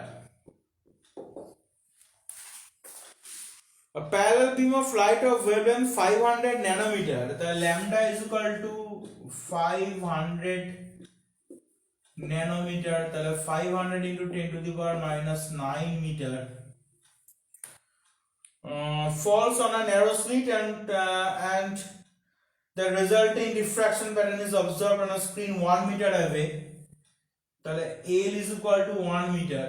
নিশ্চয়ই মনে আছে স্লিট টু স্ক্রিন ডিসটেন্স, এই যদি স্লিট হয় এটা স্লিট, এখানে হচ্ছে স্ক্রিন, এই স্লিট টু স্ক্রিন ডিসটেন্সটা হচ্ছে L দিয়ে ডিনোট করেছিলাম আমরা, L,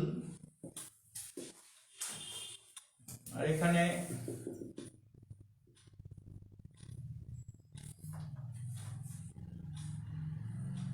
এইভাবে ডিফ্রাকশন প্যাটার্ন পেয়েছিলাম।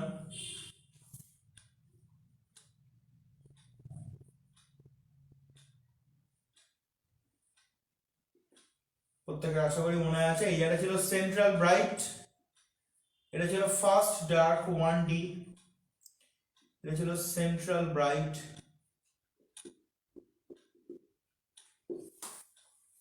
আচ্ছা তো এবার কি বলছে, it is observed that the first minima is at a distance of 2.5 millimeter from the center of the screen, এটা হচ্ছে স্ক্রিনের সেন্টার, সেখান থেকে ফার্স্ট মিনিমাম, মিনিমাম মানে ডার্ক, তাহলে ফার্স্ট ডার্ক, তাহলে ফার্স্ট ডার্কের ডিসটেন্সটা বলে দিয়েছে, ফার্স্ট ডার্কের ডিসটেন্সটা বলে দিয়েছে, যেটা আমাদের বিটা ছিল, এটা বলে দিয়েছে ওরা 2.5 মিলিমিটার, এটা হচ্ছে 2.5 মিলিমিটার, এটা আমাদের বলে দিয়েছে beta is equal to 2.5 millimetre, তার মানে 2.5 into 10 to the power -3 metre. এবার কি ফাইন্ড করতে হবে, width of the slit, slit width find করতে হবে, ঠিক আছে। স্লিট উইথ, স্লিট উইথটা আমাদের ফাইন্ড করতে হবে। স্লিট উইথ আমরা স্মল a ধরেছিলাম, তো বিটা আমাদের ছিল হচ্ছে ল্যামডা l বাই a, তাহলে a is equal to lambda l by beta, ঠিক আছে। আর নিশ্চয় মনে আছে সেন্ট্রাল ব্রাইট ছিল 2 বিটা, মনে আছে প্রত্যেকের থেকে, এটা সেন্ট্রাল ব্রাইট ছিল ডাবল, এইটা ছিল বিটা, এখান থেকে এটুকু ছিল বিটা, এইটা ছিল বিটা, এইটা ছিল বিটা, কিন্তু সেন্ট্রাল ব্রাইট হচ্ছে ডাবল ছিল, ওর ক্ষেত্রে আবার twice lambda l by a এরকম ছিল এক্সপ্রেশন, মনে রাখো কিন্তু এগুলো। তাহলে ল্যামডার জন্য 500 into 10 to the power -9, l হচ্ছে 1 আর বিটা হচ্ছে 2.5 ইনটু 10 টু দি পাওয়ার -3, যত আসবে এত মিটার। করে দেখো কত আসছে, কমেন্ট বক্সে आंसर জানাও।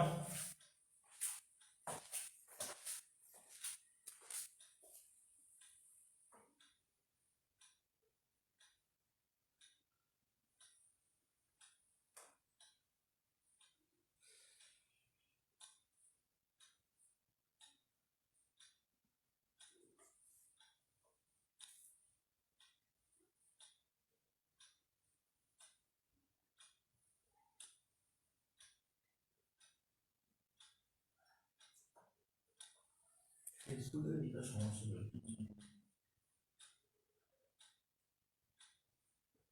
ওয়াচিং কিছু আসছে না এখানে, যেহেতু ক্লাস চলছে না, এক্সপেরিমেন্ট করতে পারছি না।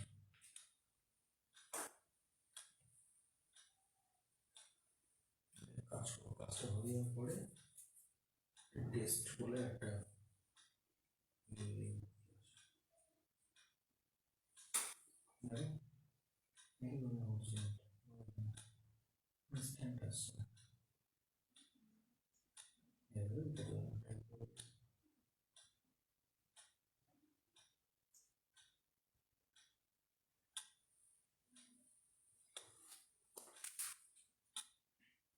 হ্যাঁ, তাহলে 2 × 10⁻⁴ বা 0.2 × 10⁻³ মিটার, তার মানে 0.2 মিলিমিটার। ঠিক আছে, 0.2 মিলিমিটার, এ হচ্ছে আনসার।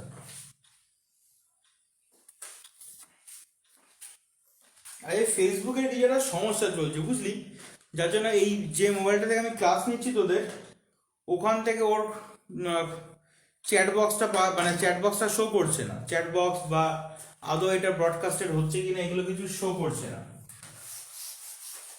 যার জন্য আরেকটা মোবাইল থেকে আবার দেখতে হচ্ছে।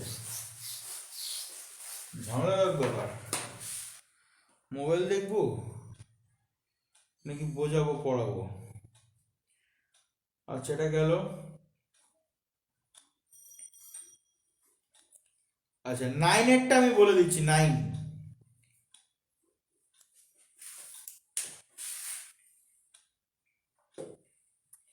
9-এরটা ফিগার দিয়েছে ওরা।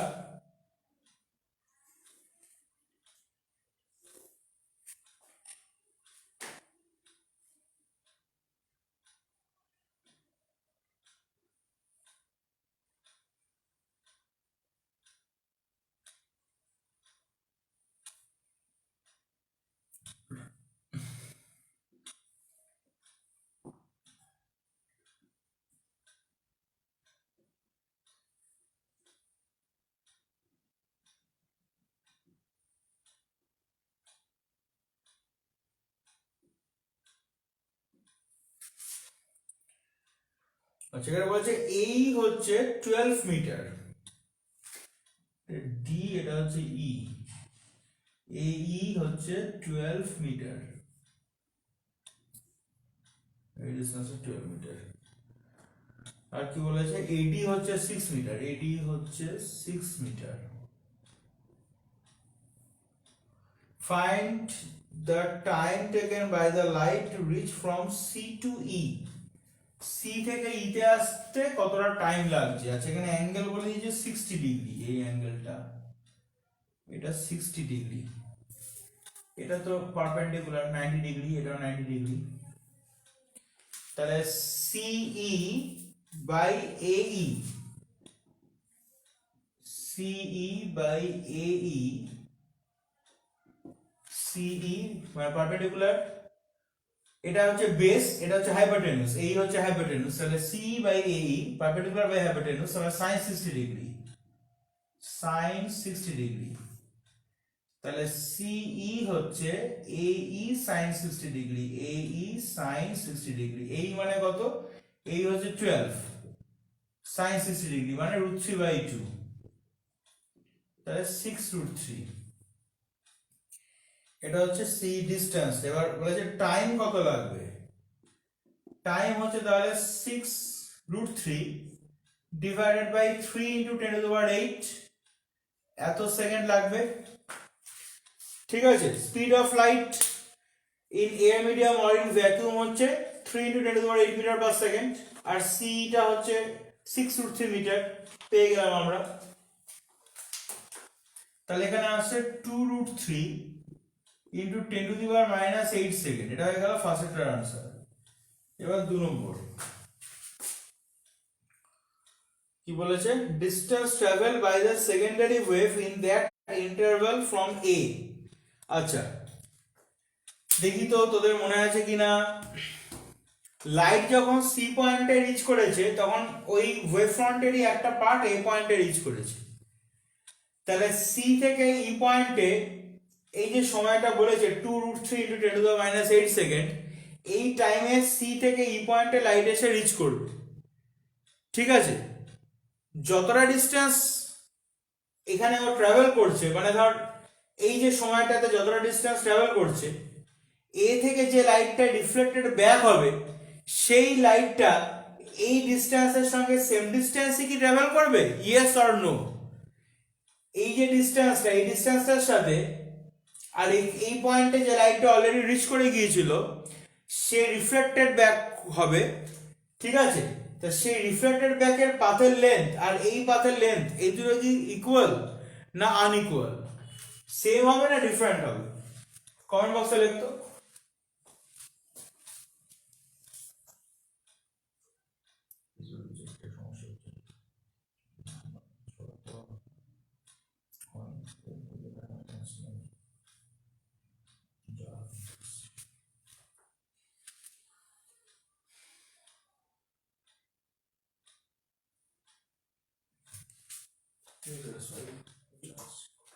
হ্যাঁ, ইকুয়াল হবে। তো তাহলে পরে আমাদের এখানে লিখতে হবে স্টেটমেন্ট, আমাদের এখানে লিখতে হবে, এইভাবে লিখবি যে কি বলেছে এখানে, distance travel by the secondary wave in that interval from A. আচ্ছা লিখছে তাহলে distance travelled by the secondary wave, distance traveled by the secondary wave from A in that interval, from A in that interval of time, from A in that interval of time must be equal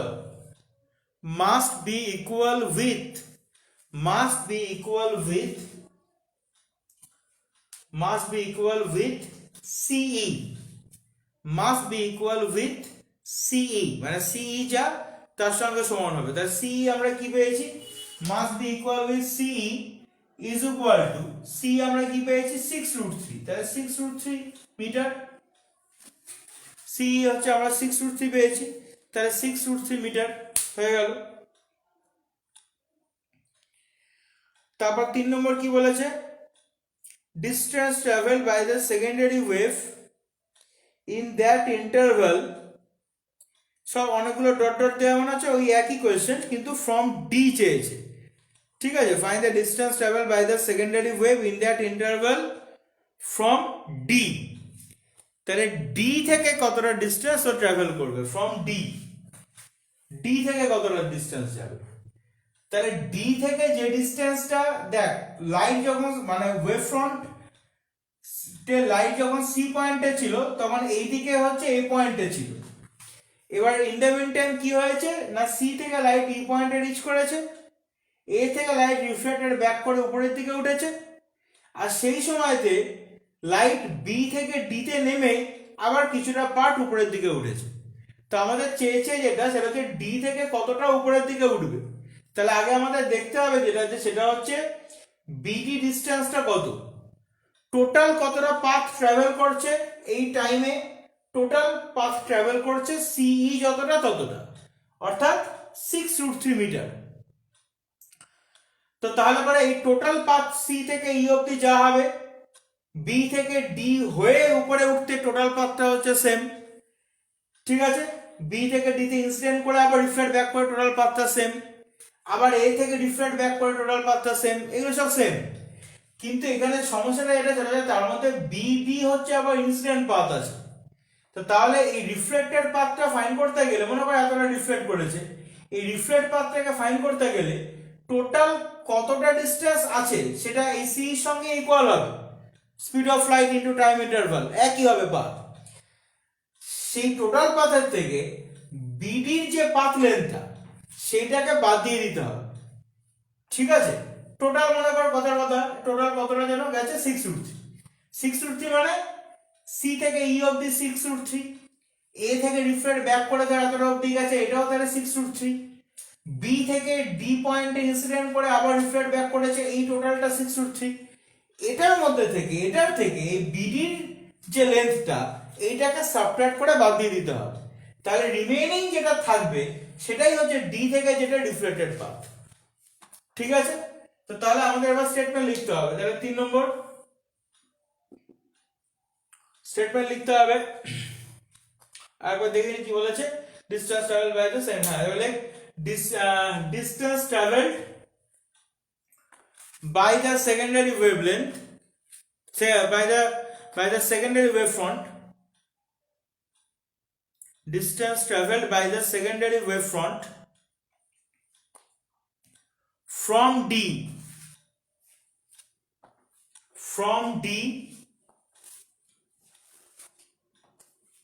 in that interval, from D in that interval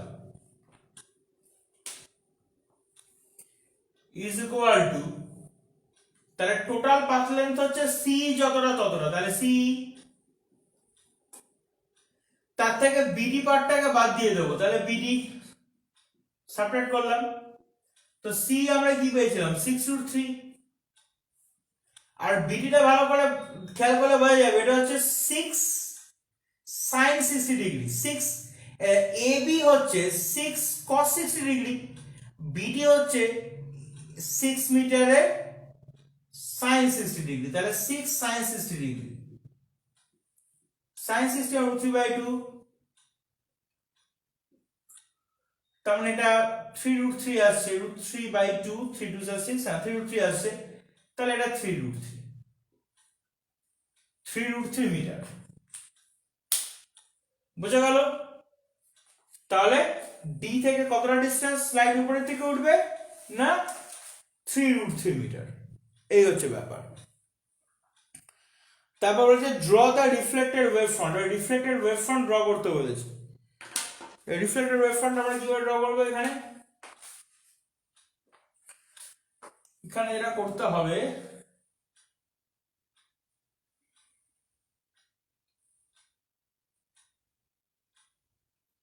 সেটা হচ্ছে light, এখানে আমাদের একটা perpendicular draw করতে হবে, যতটা গেছে এতটা উপরের দিকে উঠবে, ঠিক যেরকম আমরা হাইগেন্স প্রিন্সিপালের প্রুফটা করেছিলাম।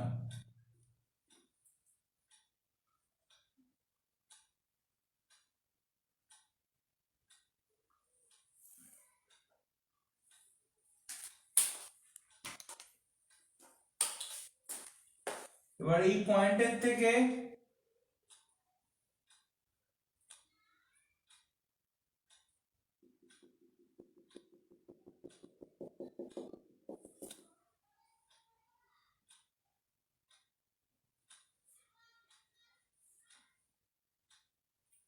একটা ট্যানজেন্ট ড্র করতে হবে, এটা যেন বি পয়েন্টকে যেন ইন্টারসেক্ট করে যায়, ঠিক আছে?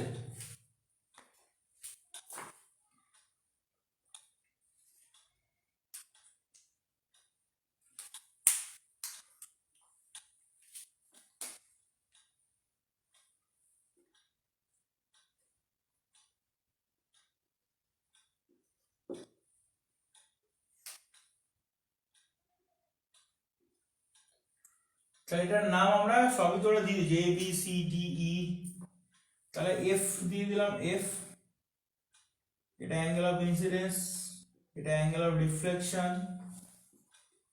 তাহলে therefore FE is the reflected wavefront, FE হচ্ছে reflected wavefront। আমরা হাইগেন্সের প্রুফে যেরকম ফিগার ড্র করেছিলাম ওই একই ফিগার এখানে ড্র করতে হবে, আলাদা কিছু না, বোঝা গেল? 9-এরটা যাদের যাদের প্রবলেম হয়েছিল তারা বুঝেছো কিনা আমাকে একটু জানাও তো, আন্ডারস্টুড আর নট বলে লেখো, যাদের যাদের 9-এর এই কোয়েশ্চেনটা যেটা এখন আমরা করলাম এটা যাদের যাদের সমস্যা হয়েছিল।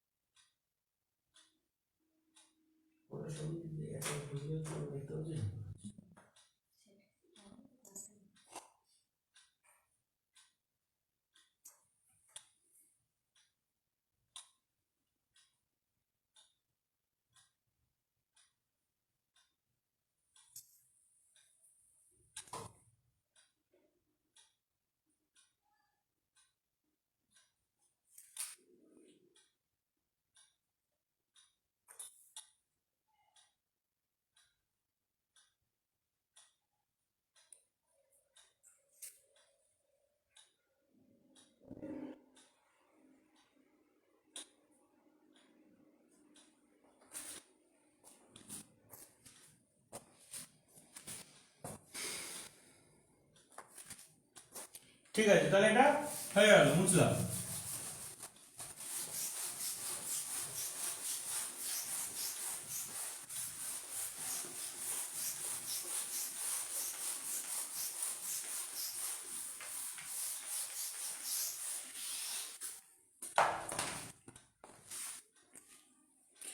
আচ্ছা, এবার আমি 17-এরটা একটু বলে দিচ্ছি।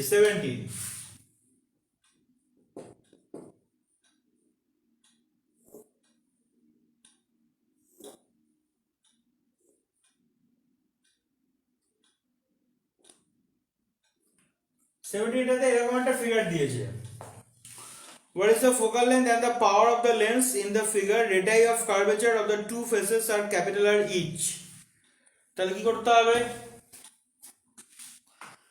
লেন্স মেকারস ফর্মুলা, তাহলে ফ্রম লেন্স মেকারস ফর্মুলা, সেখান থেকে কি আছে? পাওয়ার P is equal to 1/f mu g minus 1, এই চারপাশে এয়ার মিডিয়াম আছে এই ধরে নিচ্ছি আমরা, mu g minus 1/r1 minus 1/r2। এখানে r1 আর r2 radius of curvature capital R বলে দিয়েছে, গিভেন এটা। তো তারপরে কি হবে? তাহলে therefore P is equal to 1/f, তাহলে এখানে দুটোরই ভ্যালু সেম, তার মানে 0 হয়ে যাচ্ছে, তাহলে পাওয়ারটা 0।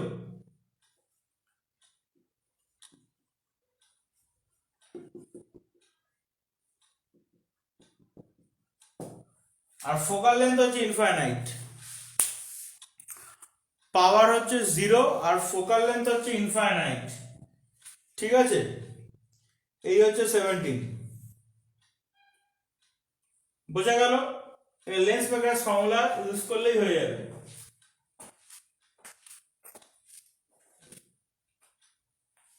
এটা অ্যাকচুয়ালি এটা ওয়ে অপটিক্স এর নিউমেরিক্যাল শীটের মধ্যে আছে, ঠিক? এটা অ্যাকচুয়ালি রে অপটিক্স এর প্রবলেম।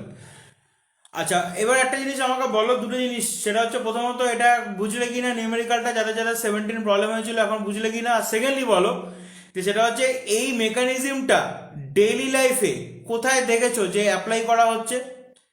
ডেইলি লাইফ এক্সপিরিয়েন্সে কোথায় অ্যাপ্লাই করা হয় এই সেম মেকানিজম?